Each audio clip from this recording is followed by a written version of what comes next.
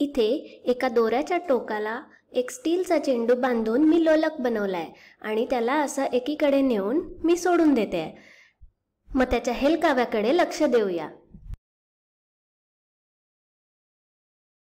असे हेलकावे घेताना या लोलकाच्या वेगवेगळ्या स्थानी असतानाच्या ऊर्जेचा विचार करा.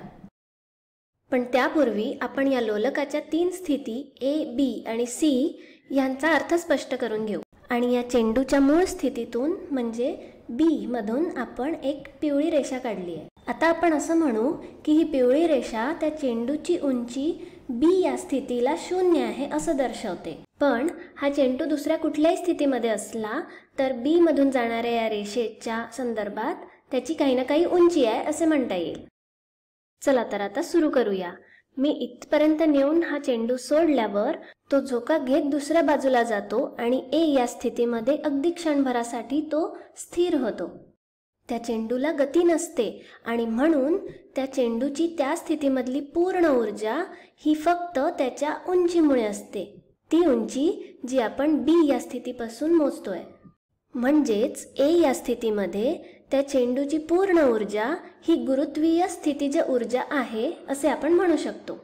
आता A या स्थितीतून परत येताना त्या चेंडूचा वेग वाढत जातो आणि B या स्थितीमध्ये त्याचा वेग सगळ्यात जास्त असतो. तर इथे काय झालं माहितीये? A या स्थितीमध्ये त्या चेंडूची जी सगळी गुरुत्वीय स्थितीज ऊर्जा होती ती B या स्थितीपर्यंत पोहोचता पोहोचता पूर्ण रूपांतरित झाली. कशात? गतीज ऊर्जेमध्ये. आता पुन्हा हा चेंडू वर जायला लागतो आणि त्याचा वेग कमी होतो.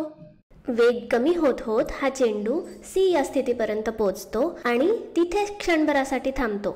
आता इथे पुन्हा तेच होतंय की B या स्थितीमध्ये असलेली पूर्ण गतीज ऊर्जा C या स्थितीमध्ये पोहोचता पोहोचता गुरुत्वीय स्थितीज ऊर्जेमध्ये रूपांतरित होते. तर अशा प्रकारे ऊर्जेचं एकातून दुसऱ्या रूपात रूपांतर होत असतं. तर आपण आत्ता हे शिकलो की फिरणारा लोलक हा ऊर्जेच्या रूपांतरणाचे एक खूप मस्त उदाहरण आहे, जिथे गुरुत्वीय स्थितीज ऊर्जा गतीज ऊर्जेमध्ये आणि मग गतीज ऊर्जा ही गुरुत्वीय स्थितीज ऊर्जेमध्ये सतत रूपांतरित होत राहते.